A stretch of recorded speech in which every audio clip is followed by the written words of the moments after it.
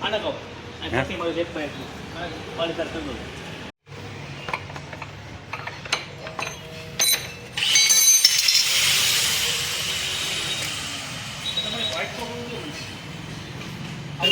ગાડી સિમેન્ટ જોહે ને ભાઈ તમારે પાસે કમ દેવો પડે છે મારે 3 સેકન્ડ તો ભાઈ એવા મને નવરો કરે ને સીવા માટે પરેશભાઈ 3300 જોઈએ ને જોઈએ તો વધારે પણ તમારી પાસે 3300 મારી લાખ રૂપિયા જોઈએ બસ ને તો તમારી તો વાત મોટી આવી છે તો લાખ રૂપિયા અહીંયા લાખ રૂપિયાની વાતો કરે ને તો જ મેળ આવે આમાં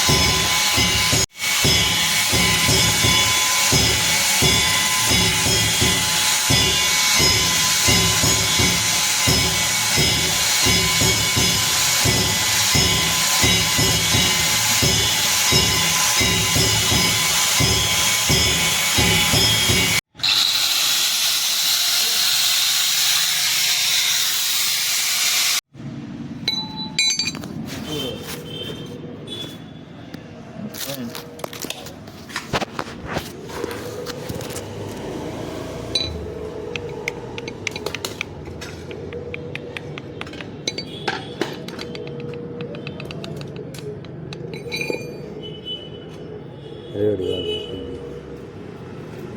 અહીં કઈ પીવા અહીં આવશે ને પેલા આટલામાં જરાક લઈ લે ઓઠા આ તમને તો હિતાય છે આ નવો પણ છે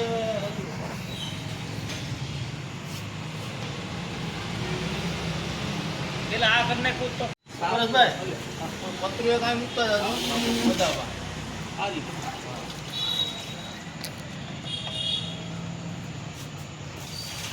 ઓલી નાગે મૂકી દે અંદર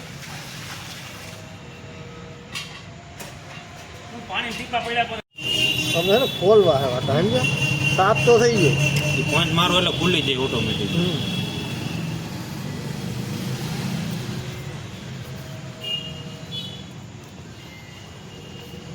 એક વખતે ભરાઈ જાય ને એક નંબર રંગ રાખો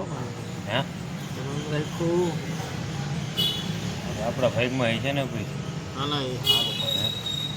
સારું જેટલું થાય મારે ઓરી શું થાય પરેશભાઈ ખબર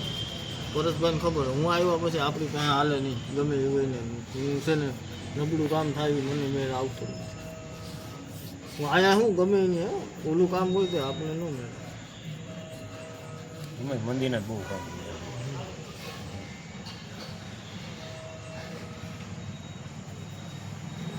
આ બધું શું ટાઈમ વાળું કહેવાય સમજે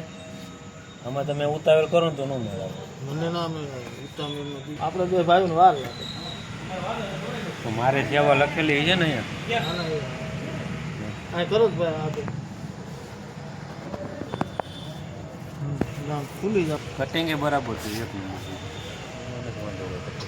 આપણે તો કરી દઈએ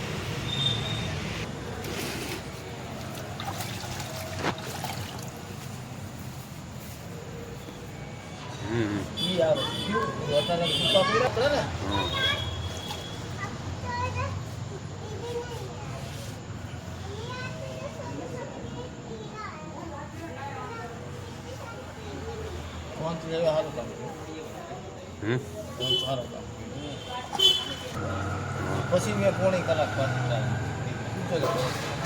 બરાબર સાફ સફાઈ ન કરો તો તમે લાંબા થઈ જાય અહીંયા સાફ સફાઈ ગાંઠનો થઈ ગયો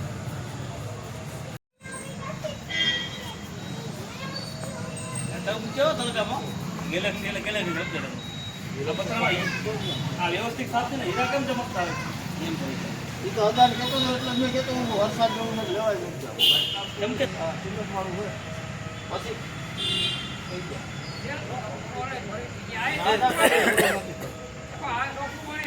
તો ચોખા પાણીએ તો નાતા જોઈ રોઈ જવે. ચોખા પાણી નવડાવશો ને એટલે પાછા શેરડા થાય. આગળ છે ને કોરો ગાફો લાગી જાય એટલે થઈ જાય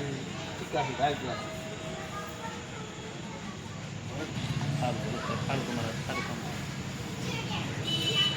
મારે આ ત્રીજું ચોથું આવ્યું નંબર આપણે મંદિરમાં.